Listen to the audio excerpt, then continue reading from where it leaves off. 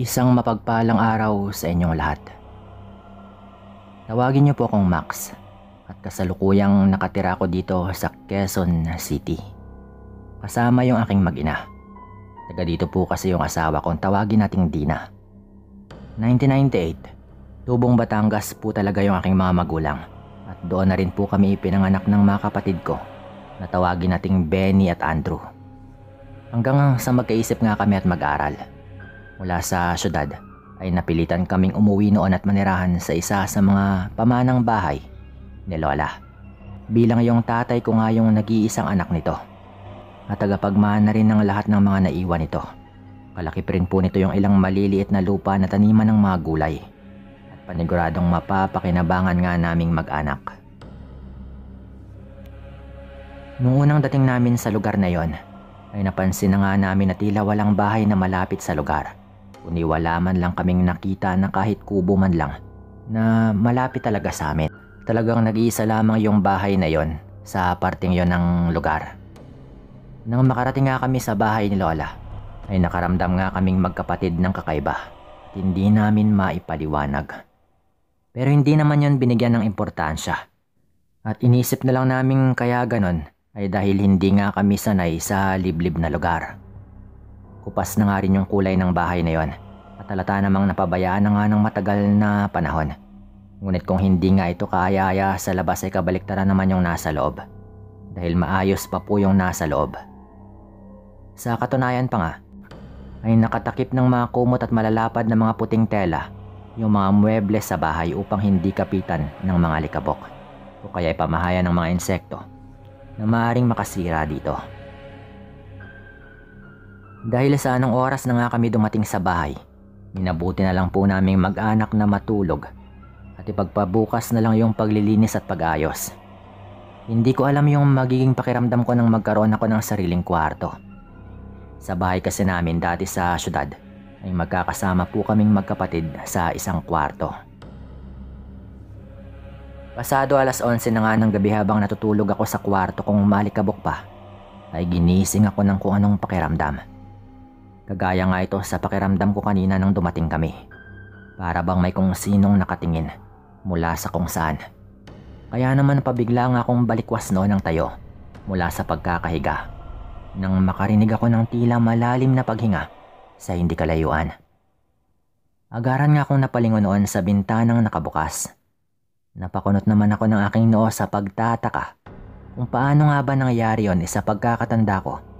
Ilang ulit ko pang chinek kung nakasara ba yon. Naguguluhan man sa mga nagaganap ay nagdali-dali na lang ako sa paglapit sa bintana upang isara ito. Nang sa gayon ay hindi na nga pumasok pa yung malamig na hangin.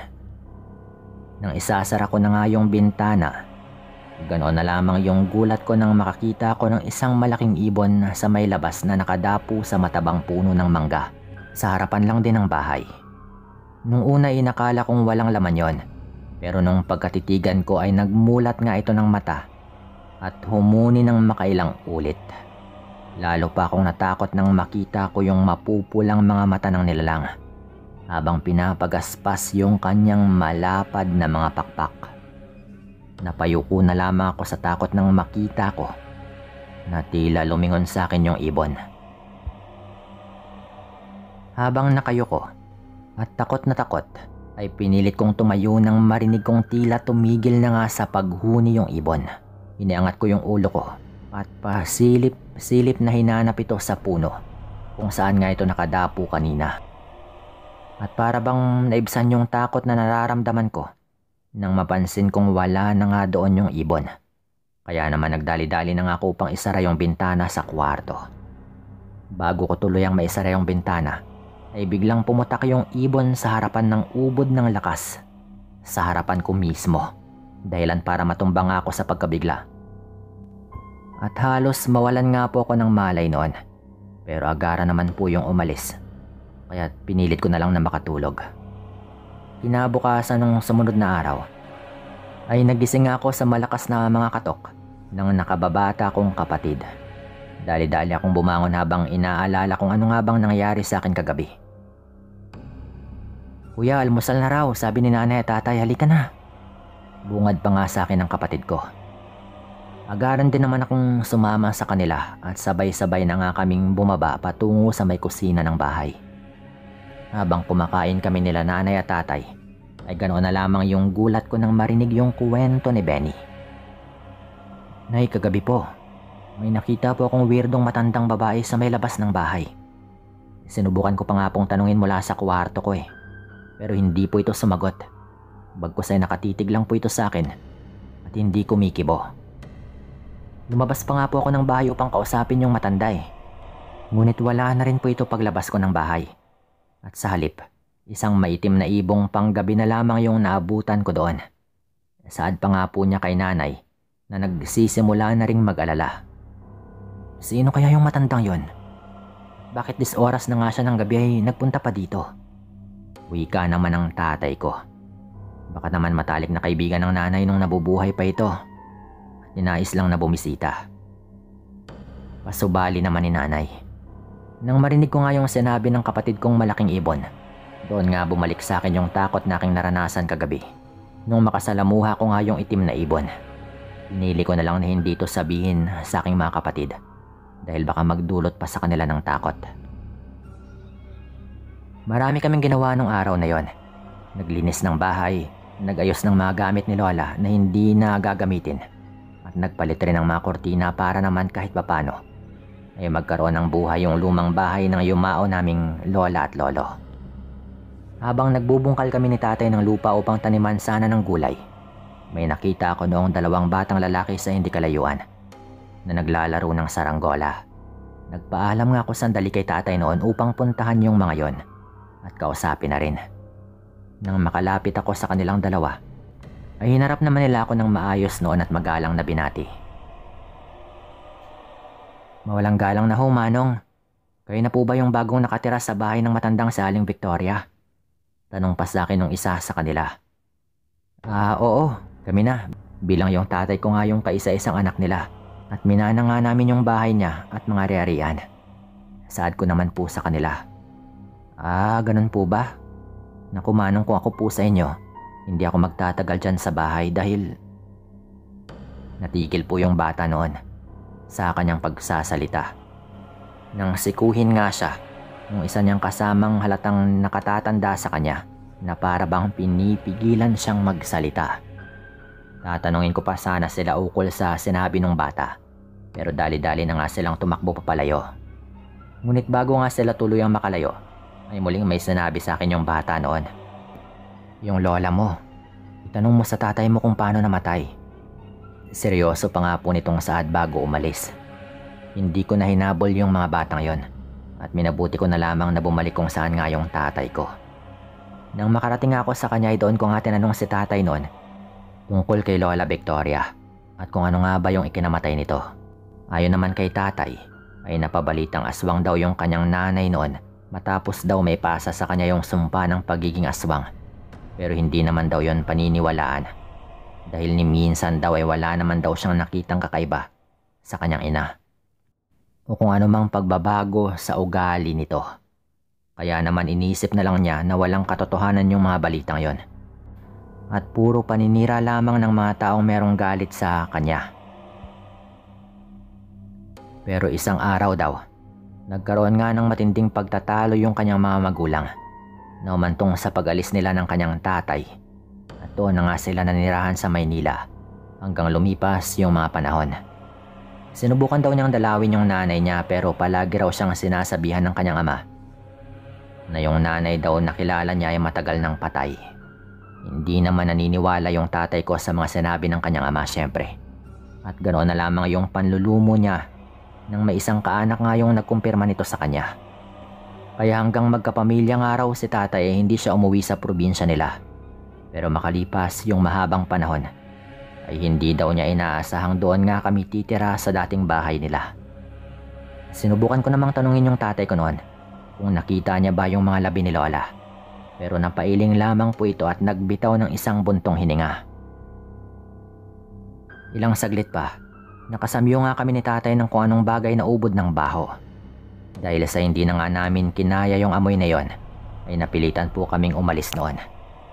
Habang naglalakad kami ni tatay, ay tila ba may nahagip yung paningin ko na kung sinong naroon at palihim na nakatingin sa amin. Lalapitan ko pa nga sana yung pwesto kung saan ko nga naaninag yung kung sino nang muli naman akong tawagin ni tatay. Kinahapunan nung araw na yon, nakita ko muli yung dalawang bata na naglalaro. Dali-dali nga akong lumapit sa kanila upang makipagkwentuhan sana. "Boy," sabi ng tatay ko, matagal na raw napatay si Lola Victoria at kinumpirma daw ito ng kanyang mga kaanak. Saad ko pa nga sa batang nag-aayos ng tsinelas. Sandaling nagpalingalinga sa paligid yung batang lalaki bago nga ito dumikit sa akin. "Manong, hindi totoong namatay yung lola mo." Saad pa nga po nito. "Siguro naman, narinig mo na rin sa tatay mo na nagkaroon ng mga usapan na aswang yung lola mo. Hindi yun gawa-gawa lang dahil totoo yung tungkol doon. Isa pa, namatay naman talaga yung lola mo pero hindi nga siya nanatiling patay dahil wala siyang napasahan o sumalo sa kanyang pagkaswang. Yung alam namin, nalagutan na ito ng hiningay pero muling nabuhay. Hindi ba kayo nagtataka kung bakit wala ni isang bahay yung malapit dito sa inyo? Dahil gabi-gabing namiminsala sa lugar yung lola mong Amaranhig." Sampit pa po ng bata noon. Nang marinig ko yung sinabi sa akin ng bata, ay ganoon na lamang yung takot ko. Pinaliwanag pa sa akin ng batang tawagin nating Kaloy kung ano nga ba yung Amaranhig. At ganoon na lamang yung sinda ko nang malaman ko na malamang yung ibon umano ay baka alaga rin daw niya bago pa ito naging Amaranhig. Dahil aswang na raw siya bago pa yon. Umalis na rin po sila pagkatapos naming magkwentuhan ng ganon. Nung natapos na rin kaming kumain ng hapunan ng gabing yon, ay literal na hindi mawala sa isip ko yung mga sinabi sa akin ni Kaloy. Kaya naman buong magdamag nga akong gising sa kwarto ko at nakatulala lang sa bintana. At nang medyo inaantok na nga ako, ay namataan ko namang lumabas ng bahay yung kapatid kong si Benny.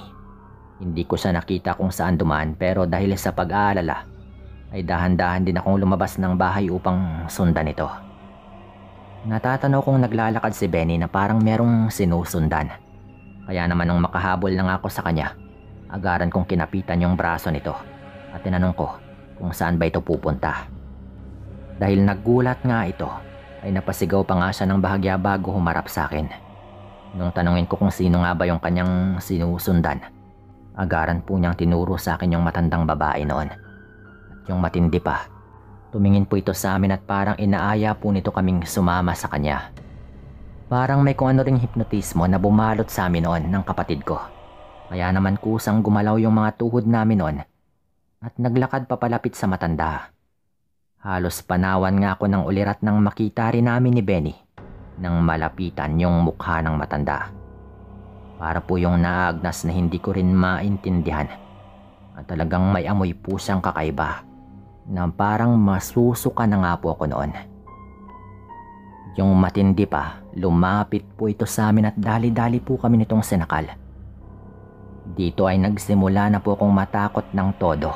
Yun bang natauhan na po ako at parang nawala na nga yung hipnotismong kanyang ginawa. Lalo na nga nung inilabas niya yung kanyang mahahabang ngipin na malamang ay ipang sasakmal sana sa amin. Pero sumigaw pa po ako ng sumigaw noon. "Lola Victoria! Lola Victoria!" Ilang ulit ko pang sinigaw yon. Hanggang laking gulat nga namin dahil lumuwag po yung pagkakahawak niya sa aming mga leg. Hanggang sa tuluyan na nga po niya kaming binitawan na parang bigla po itong natauhan. Kitang-kita ko na napatras nga ng ilang hakbang yung matandang Amaranhig bago pinakasipat yung aking mukha at tila ba nakilala po ako nito. Magkamukha po kasi kami ng tatay ko. Kaya naman maaaring nakilala po ako ng lola namin kaya ganoon. O baka natauhan na rin po siya dahil kanina ay parang wala talaga ito sa kanyang sarili. Matapos po nito akong pagkatitigan, umatungal po ito ng ubod ng lakas bago nga po tumakbo papalis. Nagsuot nga po ito doon sa masukal na parte na agaran po siyang nawala sa karimlan. Grabe po yung panginginig namin ni Benny noon at hindi na po kami nagdalawang isip na tumakbo papabalik sa bahay. Pero yung matindi pa po noon, ilang ulit po naming sinabi yun kay tatay. Makailang ulit po talaga. At kinukumbinsi namin itong totoo nga yung aming mga naranasan at mga sinasabi sa kanya. Pero hindi po niya kami pinaniwalaan. Sinabi po nito na baka imaginason lamang yung nakita namin at baka gumagawa lamang kami ng kwento. Sinabi pa nga po namin noon na sana siya nga po mismo yung makakita. At kinumbinsi po namin ito na kung ayaw niya kaming paniwalaan ay samahan na lang po niya kaming magbantay gabi-gabi. Ilang gabi nga po kaming nagbantay noon. Pero kahit anong gawin naming paghihintay, hindi na po yung nagpakita pang muli. Bigo po talaga kaming makita ito ulit. Marahil ay lumagay na po ito sa tahimik o umiwas na rin nang makilala nga po nito kami.